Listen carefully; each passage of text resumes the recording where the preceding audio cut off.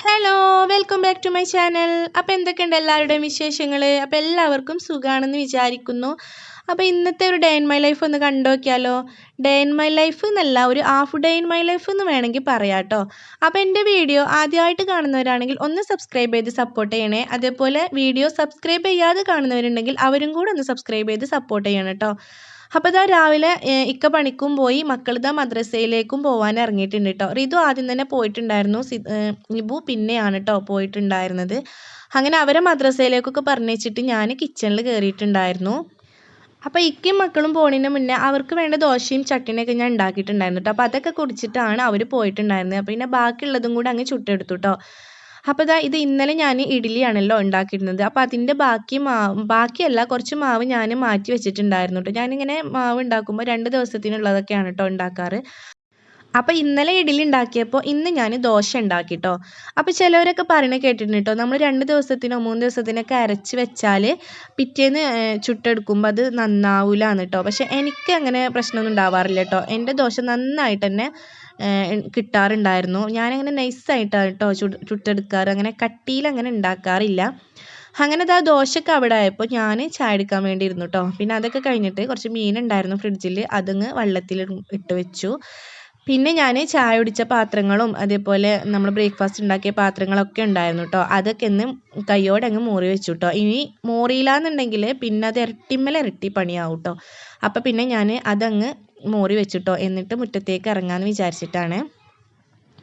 അങ്ങനെ പാത്രം മോറലൊക്കെ കഴിഞ്ഞിട്ട് മുറ്റത്തേക്ക് ഇറങ്ങണം എന്നാണ് വിചാരിച്ചിട്ടുണ്ടായിരുന്നത്. പക്ഷെ ഞാനിതാ ഫോണുമ്മ കുറച്ച് നേരം അങ്ങനെ ഇരുന്നു കേട്ടോ. പിന്നെ ടൈം പോയത് അറിഞ്ഞില്ല. അങ്ങനെ ഇറങ്ങിയപ്പോൾ 9:30 ഒക്കെ ടൈം ആയിട്ടുണ്ട് കേട്ടോ. ഇനിയിപ്പോൾ സ്കൂളൊക്കെ തുറക്കാനായല്ലോ. അപ്പോൾ പിന്നെ നമുക്ക് ഇങ്ങനെ കിടക്കാനൊന്നും പറ്റൂല. അപ്പോൾ മക്കളെ സ്കൂൾക്ക് പറഞ്ഞേക്കണവരെ ഒരു പൊട്ടിപ്പൊരിച്ചിലേക്കാറ് കേട്ടോ, ഒരു 10 മണി 10:30 വരെയൊക്കെ. അത് കഴിഞ്ഞിട്ടേ പിന്നെ നമുക്ക് റെസ്റ്റ് ഉണ്ടാവുള്ളൂല്ലോ. അങ്ങനെ മുറ്റടിക്കലൊക്കെ തകൃത്തിയായിട്ട് അങ്ങനെ നടന്നു പോയിട്ടുണ്ടായിരുന്നു കേട്ടോ. അങ്ങനെ മുറ്റടിക്കലൊക്കെ കഴിഞ്ഞ് ഞാൻ അകത്ത് കയറിയിട്ടുണ്ട്. അപ്പോഴേക്കും മക്കൾ മദ്രസ ഇട്ട് വന്നിട്ടുണ്ടായിരുന്നു കേട്ടോ. അപ്പോൾ അവർ ചായ അടിക്കാൻ വേണ്ടി ഇരുന്നു. പിന്നെ ഞാൻ ചോറിന് വെള്ളം വെക്കാൻ വേണ്ടി അടുപ്പത്ത് വെണ്ണൂറൊക്കെ ഒന്ന് വാരി എടുക്കുന്നുണ്ട് കേട്ടോ. പിന്നെ ഞാൻ അടുപ്പൊക്കെ ഒന്ന് നന്നായി തേച്ചൊരച്ചെടുക്കുന്നുണ്ട് കേട്ടോ. തോത്തിയതാണ് ഓൾറെഡി ഇന്നലെ, പക്ഷെ നമുക്കത് ഉരക്കാൻ പറ്റില്ലല്ലോ, ചൂടാക്കാറല്ലോ.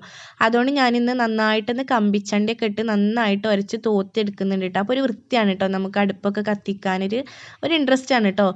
അപ്പം അങ്ങനെ അതൊക്കെ കഴിഞ്ഞിട്ട് ഞാൻ ചോറിന് വെള്ളം വെക്കാൻ വേണ്ടി അടുപ്പൊക്കെ കത്തിച്ച് പിടിപ്പിച്ചിട്ടുണ്ട്.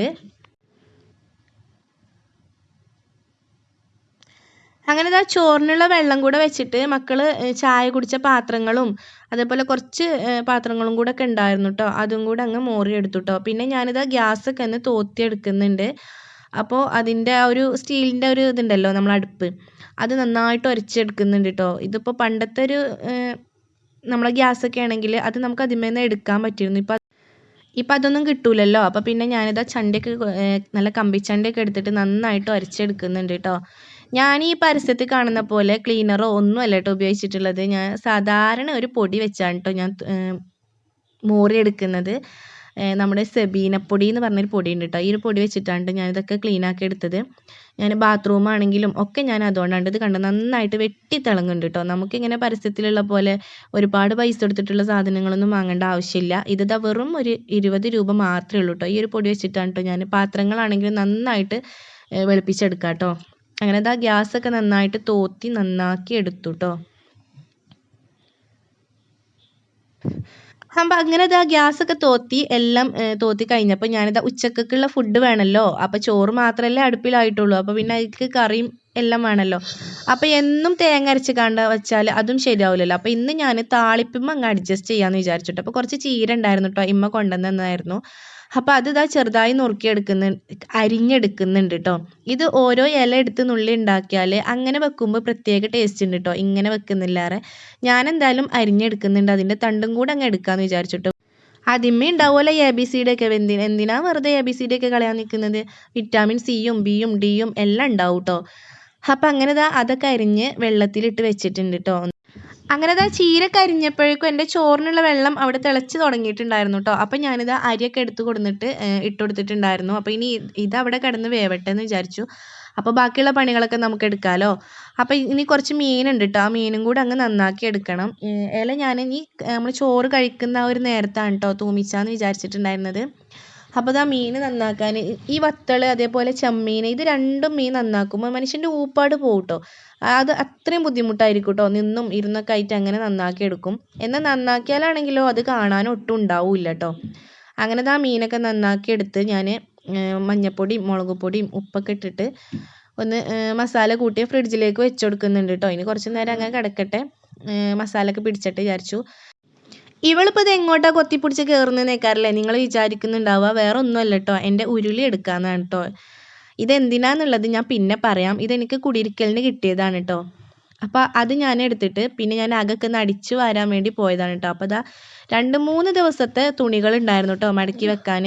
എനിക്ക് ഏറ്റവും ഇഷ്ടമില്ലാത്തൊരു പണിയാണ് കേട്ടോ ഈ തുണികൾ മടക്കി വെക്കുക എന്നുള്ളത്. തിരുമ്പി കൊടുന്നിടാനൊന്നും എനിക്ക് കുഴപ്പമില്ല, പക്ഷെ മടക്കി വെക്കണ എനിക്ക് അത്ര വലിയ ഇഷ്ടമില്ലാത്ത പരിപാടിയാണ് കേട്ടോ. അപ്പോൾ എന്തായാലും ഞാനത് കുറച്ച് നേരത്തെ പരിശ്രമങ്ങൾക്കൊടുവിൽ എല്ലാം മടക്കി എടുക്കുന്നുണ്ട് കേട്ടോ. മക്കളുടെയായിരുന്നു കേട്ടോ കൂടുതലുണ്ടായിരുന്നത്. അവർ ഓരോ ദിവസം 2-3 ഒക്കെ അഴിച്ചിടും. അപ്പോൾ അങ്ങനെ അതൊക്കെ തിരുമ്പിയത് ഉണ്ടാവുമല്ലോ, അങ്ങനെ ഒരുപാട് തുണികളുണ്ടായിരുന്നു. അപ്പോൾ അതൊക്കെ മടക്കി അവരുടെ അലമാരയിലും എൻ്റെതും ഇക്കാൻ്റെതും ഞങ്ങളുടെ അലമാരയിലും വെച്ചിട്ടുണ്ടായിരുന്നു കേട്ടോ. പിന്നെ ഞാനിത് അപ്പോഴേക്കന്നെ ചോറ് വെന്തിട്ടുണ്ടായിരുന്നു. അപ്പോൾ ഞാൻ ചോറ് ഊറ്റാൻ വേണ്ടി വന്നപ്പോൾ തീ നന്നായിട്ട് കത്തുന്നുണ്ടായിരുന്നു കേട്ടോ. അപ്പോൾ ഞാൻ ആ ഉരുളിയും കൂടെ അങ്ങ് വെച്ച് കൊടുത്തു. അപ്പോൾ എന്തിനാന്നായിരിക്കും അല്ലേ. അപ്പോൾ അത് കുറച്ച് ദിവസമായിട്ട് ഞാൻ ഫ്രിഡ്ജിൽ കണ്ടുകൊണ്ടിരിക്കണതാണ് കേട്ടോ ഈ ഒരു അടൻ്റെ പാക്ക്. എനിക്കൊന്നിനെ കുറച്ച് മുന്നേ പെരുന്നാൾക്ക് വാങ്ങിയതാണോ എന്ന് തോന്നുന്നുണ്ട്. എന്തായാലും 2 പാക്ക് ഉണ്ടായിരുന്നു കേട്ടോ. നമ്മൾ അപ്പളും ഇപ്പളൊക്കെ ആയിട്ട് ഉണ്ടാക്കാൻ വാങ്ങുമ്പോൾ കുറച്ച് അവിടെ ബാലൻസ് വെക്കും കേട്ടോ. ആ ഒരു ബാലൻസ് ഒക്കെ പാടെ കൂട്ടിയിട്ട് ഞാനിന്ന് ഒരു പായസം വെക്കാമെന്ന് വിചാരിച്ചിട്ടാണ് കേട്ടോ.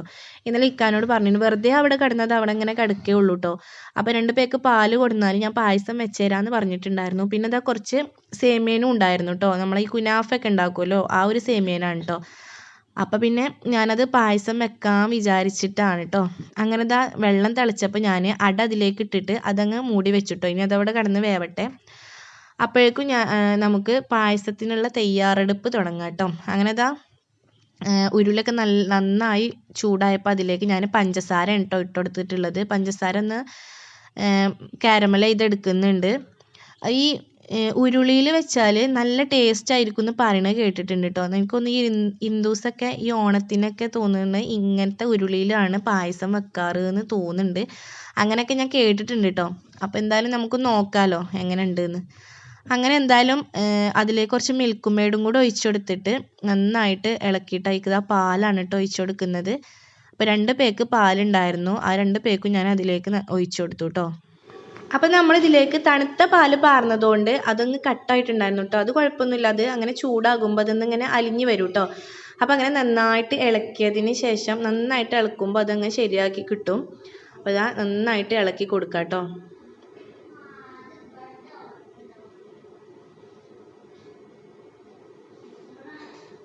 പിന്നെ ഞാനിത് അതിലേക്ക് ഒരു 3-4 എന്താ പറയുക ഏലക്കായ ഉണ്ടല്ലോ, അത് ഏലക്കായ ഞാൻ പൊടിച്ചല്ല കേട്ടോ ഇട്ടിട്ടുള്ളത്. അതങ്ങ് ഒന്ന് ജസ്റ്റ് ഒന്ന് കീറിക്കാണ്ട് ഇട്ടിട്ടുണ്ടായിരുന്നു. പിന്നെ നന്നായി തിളച്ച് വന്നപ്പോൾ നമ്മൾ വേവിച്ച് വെച്ച അട ഉണ്ടല്ലോ അതും കൂടെ അങ്ങ് ഇട്ട് കൊടുത്തു കേട്ടോ.